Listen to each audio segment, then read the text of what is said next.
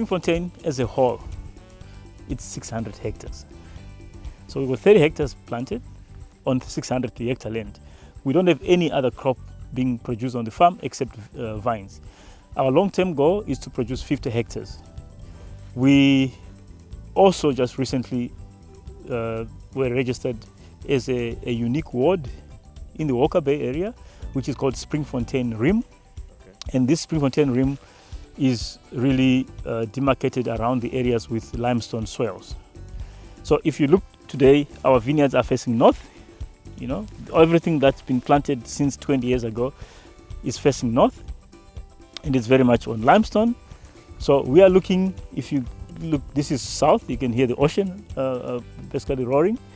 We have planted new vineyards on the south facing slopes. Much cooler area, south facing is even cooler. If we take a walk to the back, you notice that you hardly see topsoil like we are seeing topsoil. It's actually rock. So the vines are growing on rock. And it's soft. The limestone is not, it's quite soft and it makes soil very easy, but it's sandy. I mean, as you can see, once it breaks down, it's very much sand. So you need to put a lot of composting to give it a bit of more life. Biggest advantage with limestone is minerals in the wines. There's a lot of, the wines are enriched with minerals that you don't find in granite soils, in sandy, in Table Mountain sandstone, which is what you find in many areas. In clay soils, there's certain types of minerals, but here, this is enriched with calcium. So we've got very little potassium, but high calcium. And where calcium is involved, there's very little change in pH in your wines. There's very little change in acidity in your wines. So whatever you harvest, most of it is preserved in the wines. When most people produce a vineyard or plant a vineyard, within the first 3 years they're harvesting. For us, it's actually sometimes 5 years because of the wind factor, because of the poor nature of the soils, and also we are not boosting our vineyards with fertilizers to get them to grow very fast. We have to go with mulching. We are big on mulching. If you look at most of our vineyards, they are really covered, what we call weeding these areas. You know, we literally take this and we just turn it over. We don't throw them out. Whatever we remove, we turn it over. I mean, if you look at these trunks, so well developed, you can think that the soil is fertile, but it's not fertile soil. This is very, very poor soil, actually. You have to think about nature and about conservation. We could easily have cleaned the grounds and killed everything and just focus on vines. But we believe in conservation. So from the beginning, when this farm was established, everything was always done in a natural way. We work organic. Wine making in the cellar, I don't buy yeast. I don't buy tannins. I don't buy all these other additives. Everything is natural. So all the vineyards that you see, including the new areas we are developing, they are registered organic. They are farmed organic. And once we harvest grapes and the wines is in the cellar, from start to end, everything is organic. Pinotage, Chenin Blanc, Chanel. That's the new investments for us. At the moment, mainly one clone of Pinotage in South Africa, but we can play around planting some ungrafted Pinotage and showcase what Pinotage can taste like if it's growing on its own roots. You know, the idea of using rootstock, we are all using rootstock when we plant vines because this is resistant to phylloxera, it's resistant to nematodes, but also rootstock helps to boost growth. In some cases, it helps to tolerate, wet conditions, dry conditions. But the rootstock also gives its characteristics to the wine. So we want to see how Pinotage can grow on its own roots, how Chanel can grow on its own roots. And to do this, we are also selecting very unique spots. This is not just about our time. There's going to be future generations for hundreds of years to come. We want them to look back and say, look, the people that planted these vineyards, they knew what they were doing. They were also thinking about us in the future. It wasn't about making money at the time. We might not make money at all, but at least the generations that come in the future can reap the benefits of the decisions we take today. When we talk about wines and we're talking about, I would love for people to be able to come out to our areas and enjoy our wines, because you can really experience what we are talking about. We were smelling just now beautiful aromas, different aromas coming from the fine boss. And you can see that our planning for planting is also that we have sort of untouched land in between.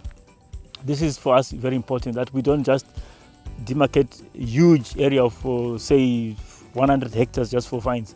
We try to choose specific spots and we leave some areas untouched to allow the natural fynbos to grow.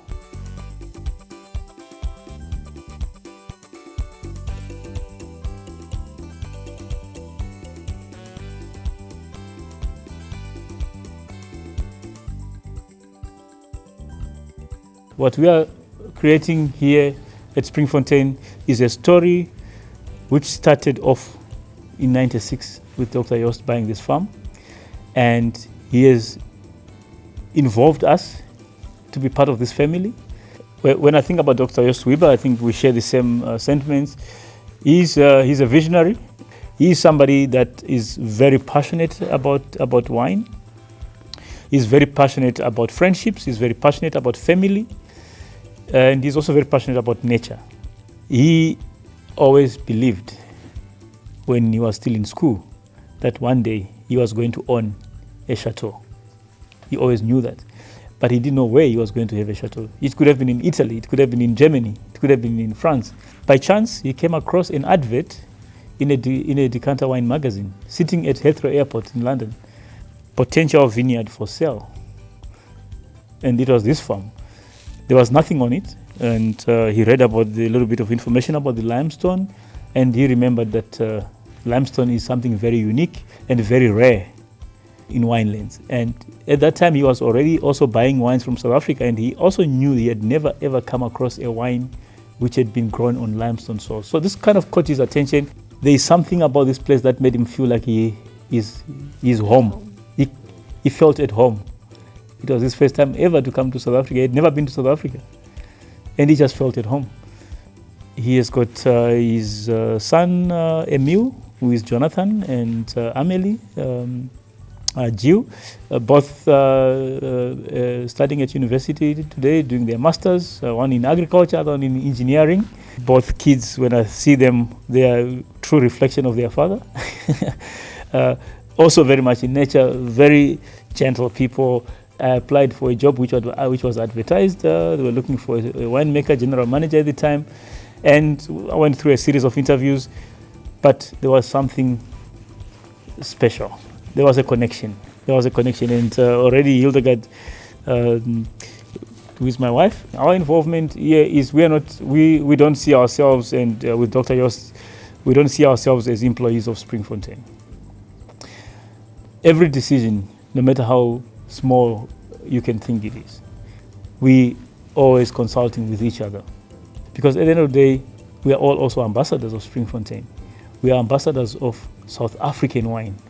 We are ambassadors of what we are doing. We are ambassadors of pinotage and everything. So I also feel that this is home. I also feel that this is home not only for me, for my wife, for my family. I mean, I've got family in Zimbabwe today. I've got family in South Africa. And Springfontein is about friendships. There's so many friendships that have been developed here. There are so many people who got married here as well. For me, I want people to know that I was fearless. And I did not follow a trend. I want my footsteps to be going in areas where nobody walked. I want them to realize, how did he think to break away from the norm? I really tell people so often that winemaking is so easy. If you can think about what it's about, it's grapes, it's juice, it's yeast, it's fermentation, it's bottle it and everything. And yet there's so much variations in wines. There's elements about creativity that we should be fearless. We should not be afraid to try new things. So for me, it's about a legacy that is built around doing things differently.